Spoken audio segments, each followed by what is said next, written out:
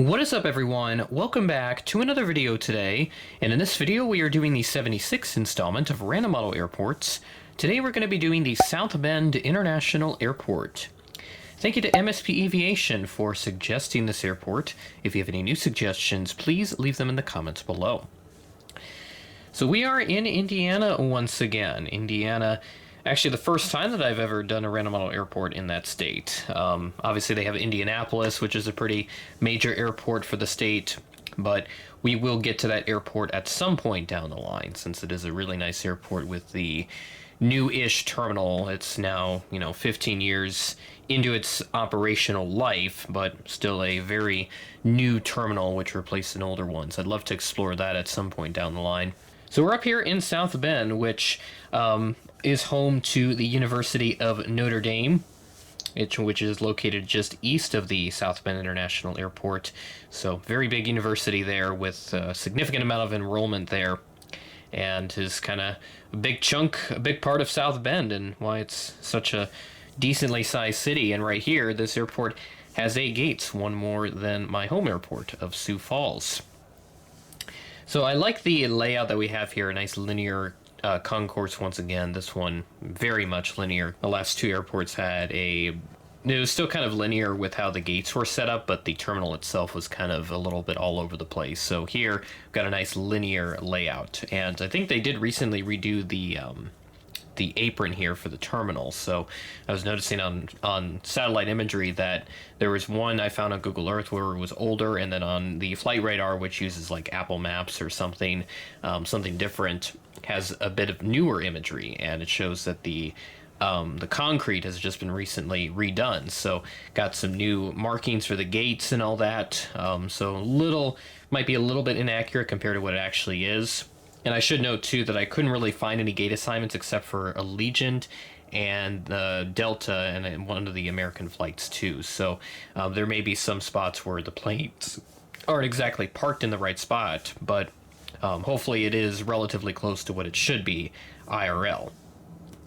But a little bit of history on this airfield. This opened in 1933 as the Bendix Municipal Airport, which replaced the old Cadet Field. So located northwest of the heart of South Bend.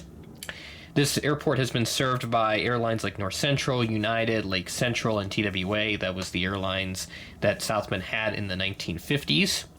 First jets to come through here were United Sud Caravels, which I know that's a bit of a unique type, but United did have them. I'll pop up a picture if I can find one that I can use, so you can see what a Sud Caravel looks like. It is a really cool plane either way.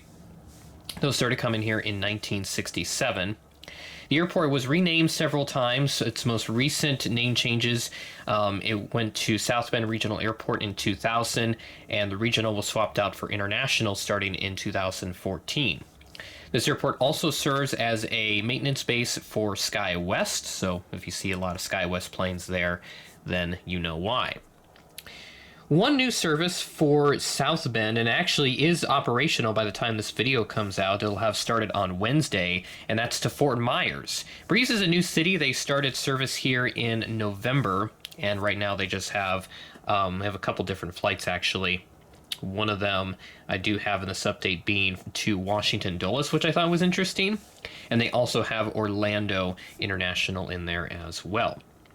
So nice to see Breeze at this airport, and alongside that you have your usual suspects like Allegiant, American, Delta, and United. So pretty common setup for an airport in the Midwest. Without further ado, we'll go ahead and get started down here at Gate 3, and then we'll go from right to left to follow a numerical order. At Gate 3, we had this United Express Embraer 175. This aircraft arrived in from Washington Dulles. It's flight 6056, operated by Mesa Airlines. So got some competition with that Dulles service between United and Breeze. This aircraft arrived in at 7:53 p.m., ahead of a scheduled 7:55 p.m. arrival.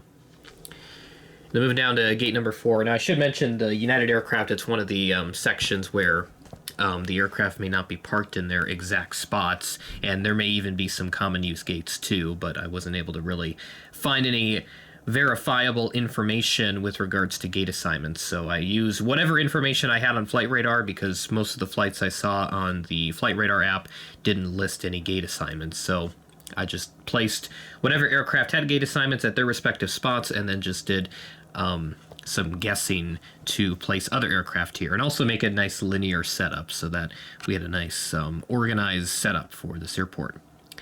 At Gate 4, we had this United Express CRJ-200 wearing the old Unicon livery. This ride-in from Chicago O'Hare as Flight 4791, operated by SkyWest, at 12:43 p.m., delayed from a 12:42 p.m. scheduled arrival, only behind by 1 minute. Next to that, we have a Delta Connection CRJ-900. This aircraft arrived in from Minneapolis as Flight 3886, also operated by SkyWest, and this ride-in at 9:52 p.m. ahead of a scheduled 10:29 p.m. arrival. And then next to that, there's our Breeze A220. And this flight also coming in from Dulles International. This arrived in as Flight 650 at 12:37 p.m., delayed from a 10:35 a.m. scheduled arrival. So this aircraft is delayed by 2 hours and 2 minutes. Not sure what happened with that delay here, but all the flights in this update are from Friday, January 31st. So we still got a January schedule in here, but it doesn't matter too much for random model airports. I'm not worried too much about if a flight schedule is in the correct month in which the video is getting uploaded, because I'm recording this on the first day of February, so always staying one step ahead of the curve. Next to that, we have got a model that I haven't used in quite a while, my SkyWest CRJ-700. Right now, it is being operated by American Airlines, and this came in from DFW as Flight 6269 at 11:10 a.m. ahead of a scheduled 11:51 a.m. arrival. So we are looking at quite the head start, 41 minutes ahead of schedule for this flight. Pretty crazy. And then our penultimate aircraft, we've got this American Eagle CRJ-900. Trying to get it into focus here. I know the camera doesn't like to focus on very close subjects, but that looks pretty good. This is parked at Gate 8 today. This American Eagle CRJ-900 came in from Charlotte as Flight 5389, operated by PSA, at 10:45 a.m. ahead of a scheduled 11:07 a.m. arrival. And then, swinging around, we've got another appearance for the Allegiant MAX 8. Always happy to use this, and just, you know, it's really great to see a new aircraft type for Allegiant. The first time they've had a Boeing aircraft since when they had the 757s that they would fly to Hawaii.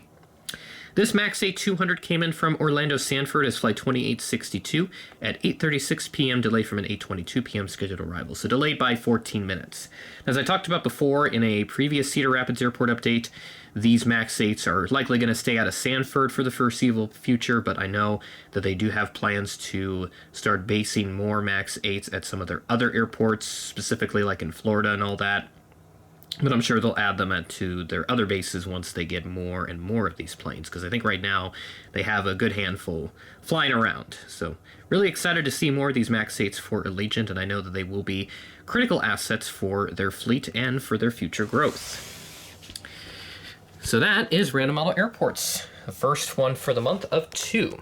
In this case, this is the 76th episode, which, you know, still going on to 100, and we will definitely hit 100 by the end of the year, since I do at least 2 episodes a month now, and 3 if there are 5 Fridays, because I do 2 of them on 2 of the 5 Fridays, and then another one on a Monday, which is my other regularly scheduled Random Model Airport. So nice to get Indiana checked off. So with that, I've only got a handful of states left to hit up to have an airport done in at least every single state. So the only states that I have left to do now, we have Nevada, Utah, Arizona, New Mexico. I did El Paso, which is right next to New Mexico, but it's in Texas. Mississippi is also another one. Yet to get to Georgia as well. Of course, you have Atlanta, but I can't do that because I don't have that big of a Delta fleet, but I can certainly find some workarounds if I need to. West Virginia is another state that I'm missing, and then Vermont is also one that I need to get checked off, and also New Jersey and Delaware. So quite a few states that I'm still missing, but certainly the list getting much smaller. And I do have Alaska as well, so I was just looking at the lower 48. So Alaska on there as well, so certainly be fun to hit up every single state in any way that we can. So keep bringing on the suggestions. I'm certainly happy to do like really small airports if I have to. Probably with Georgia is going to be the more difficult one, but I can certainly find something interesting if it comes up like so. So that'll do it for this episode of Random Model Airports. Thanks for watching, and I will catch you in the next video.